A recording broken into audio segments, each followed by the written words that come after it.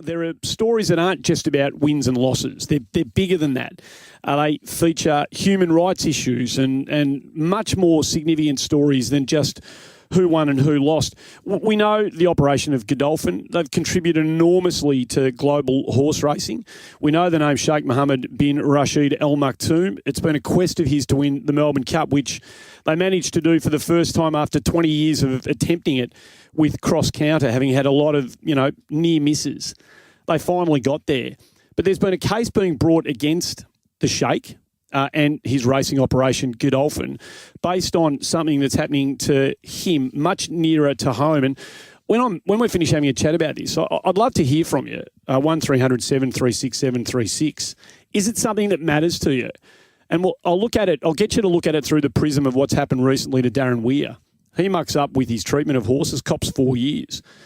If you don't know this story, you're about to maybe have a slightly different perspective on the contribution being made to global racing and racing here in Australia after it. Lisa Bloom is a US-based attorney for the Bloom firm, New York Times best-selling author, and they've brought a case against Godolphin, against Sheikh Mohammed bin Rashid Al Maktoum over in the States. She's going to tell us why. Lisa, thanks for your time.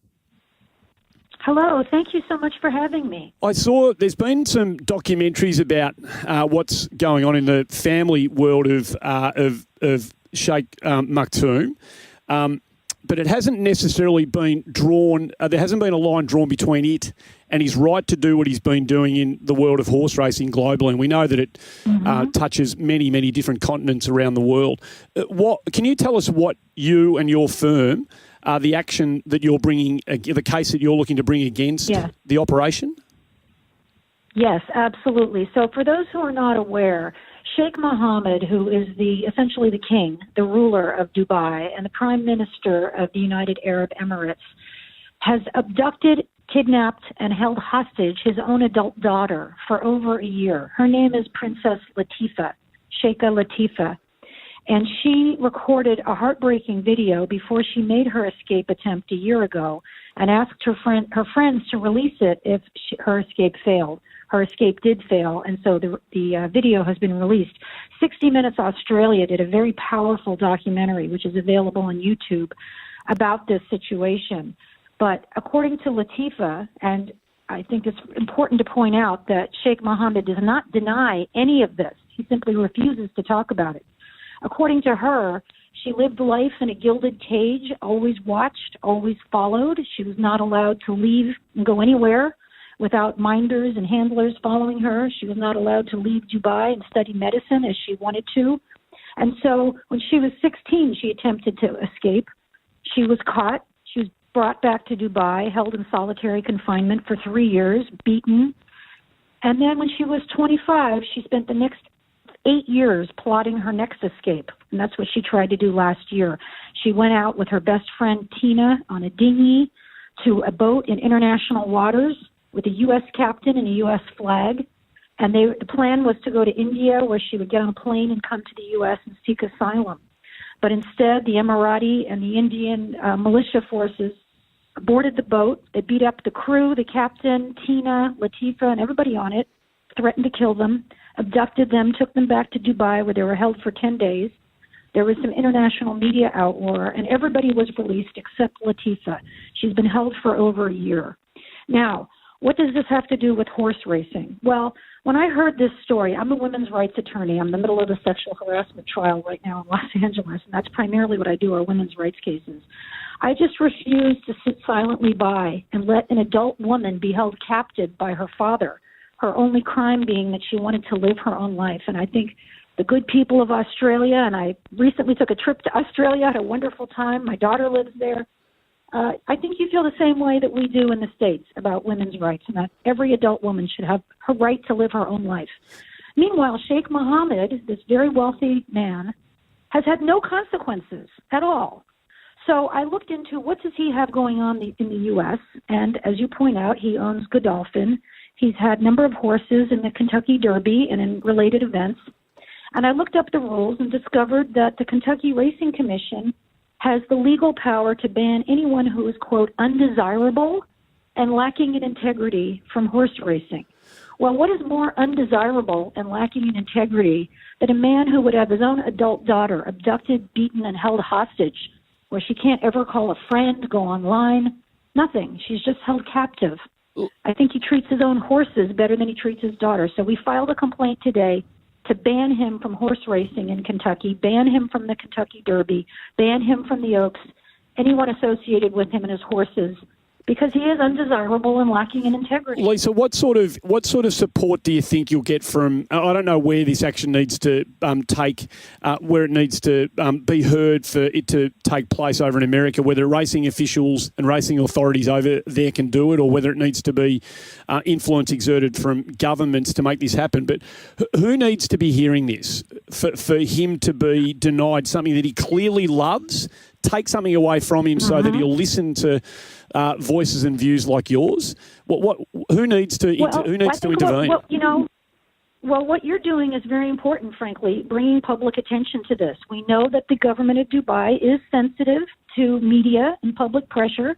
You know, I've been to Dubai. I had a great time. I would never go now. I'm calling for a boycott of Dubai. How could I possibly go to a country where this is allowed? And by the way, it's not just Princess Latifa. Her sister Shamsa years ago also tried to escape, also was dragged back, and has not been heard from since. Lisa, is it beyond dispute? You said before that he's not making any public comments about the allegations that are being levelled against him. Is it actually beyond dispute what is being alleged against Sheikh Mohammed? It is beyond dispute. There were 10 witnesses on the boat when the forces came on and assaulted her at gunpoint and dragged her off and beat her and dragged all of them off too. They all say the same thing. She released a video. I encourage everybody, if you are interested, to just Google Princess Latifa, Latifa. You can find her video on YouTube. You can find the wonderful Australia 60 Minutes report on this. The BBC did a 1-hour documentary where they interviewed all of the witnesses. The New York Times has done a lengthy write-up, USA Today. This is really not in dispute. Yep. He simply refuses to talk about it, and he hopes that we will just all forget about it. Why? Can you tell? I'm only on the very edge of this story, I must admit. So when I saw your tweet go out this morning, I've started to kind of read a bit more about it, and I'll certainly learn more about it after the conversation with you. But I noticed that the former Irish President, Mary Robinson, has flown the flag in support of the Godolphin operation and the man who sits at the head of it all. Can you explain to me why she would do that? Well, it is very disappointing. So after the BBC documentary came out and a lot of pressure was being put on him to tell us, is she alive or dead, Sheikh Mohammed released 3 photographs with Ireland's Mary Robinson, who was a good family friend of one of his wives, Princess Haya. He has 6 wives and 30 children. And Princess Haya had apparently flown Mary Robinson out, and they had lunch, and they took 3 still pictures of Mary Robinson, who then issued a statement saying, well, this seems to be a family matter. Well, she was roundly criticized, really by everyone, for not standing up for this poor woman. And then she said, well, she does seem to be in a very vulnerable position, and I have nothing else to say on the matter, and she's refused to speak of it since. Gee whiz. So, unfortunately, I think Ms. Robinson, who has had a lifetime of some very good work, but I think she was co-opted by a family that she's very friendly with. And listen, they could easily prove me wrong by allowing Latifa to speak publicly. Have her come out and say that we're wrong, but of course they don't. So we have these 3 pictures, still pictures, where Latifa's looking kind of off camera. Latifa said the last time, she was beaten and drugged, and she does look like she's drugged in these pictures. It's very, very sad. And that was December. We haven't heard from her since. Lisa, how much of an impact can social media have in a situation like this? Well, I don't know whether you're aware of it, but recently in Australia, we've had one of our really kind of prominent former soccer players in Australia lead publicly a campaign to have an ex-Bahraini international who was being held against his will and, in the eyes of many, illegally in a Thai prison, in an Indonesian prison, I should say. He led what was a really high-profile media campaign with enormous social media influence and involvement. The footballer was Hakeem El Arabi, if you want to have a look at it. Craig Foster was the footballer in the middle of it all. And I noticed as part of your some of your correspondence, there's hashtags that are attached to this. You clearly want to make a lot of noise about this and make this an international campaign. How powerful can that... It's a great question. Yeah. Yes, it's a great question. We all have the power on social media. Many people come to me and say, Lisa, can you do this or can you do that? And I said, well, yes, but you can too. We all have the power. Almost everybody is on social media. On Twitter, I'm Lisa Bloom, Bloom, and I started the hashtag Free Latifa. If you raise your voice, others will follow you. Each of us has tremendous power in social media, and it's the only way. Listen, I'm not getting a dollar for this. I'm doing this because I'm just outraged about it. I cannot sit silently by while my sister, half a world away, is being held captive. She needs to be freed, and we need to put pressure on this man. You know, it's just not okay. Just because he's rich and powerful, he cannot hold his female family members captive. And most of us in the world feel that way. So please, let's raise our voices. And if we can go after his horse racing operations in Australia, and some attorney there wants to pick up the cause and join with me, I would be very proud and pleased to do that with you. Well, I just came up with this creative idea, but I think it's a good idea. I think it may work, but if not, at least I'm raising my voice and I'm doing what I can do. And these are the moral moments that define who we are. We're talking to Lisa Bloom, US attorney, who's looking to bring this case against Sheikh Mohammed bin Rashid Al Maktoum and Godolphin, and to get the women, the girls in his family, a life that they want to lead free enough to do that. We have a text machine in front of us here, Lisa, which is live, and we see what people are thinking as we're having the conversation. I think you'd be enthused. There's a lot of people who are saying that this is a disgrace and something needs to be done about this. I think we'd like to think of ourselves in Australia as a pretty fair country, and I think that a lot of people who know a bit about this story or hearing a little bit about it for the first time can see just how unjust and unfair this situation is. Where to next week, just before I let you go? Where are you at in terms of bringing this case? We might have lost her by the sounds of it. International telecommunications occasionally are what they need to be, and on other occasions they're not. I think we might have lost her. Thumbs down. She's gone. Lisa Bloom's gone. We got enough out of it. We'll watch this case I'll certainly watch this case with a great deal of interest. The question, there's a couple of questions. Does anyone care about this? I mean, we love our horse racing.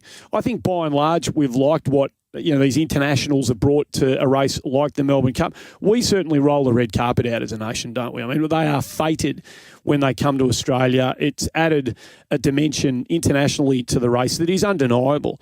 But if you're interested in this as a story, and you can see the bigger picture at play here, should our doors remain open to a man who's doing this to his daughter and has done it to another one of his daughters? Is it something that you think needs to cross over into the world of sport? Are these the sorts of stories that we need to be taking notice of every now and again? We don't do a lot of this sort of stuff on this radio station, but every now and again, this is big ticket stuff. The Melbourne Cup and the commitment that Godolphin have made globally to dominating horse racing while they're basically given tacit approval by authorities that have to, give them the green light and allow them into their nations to do what they're doing.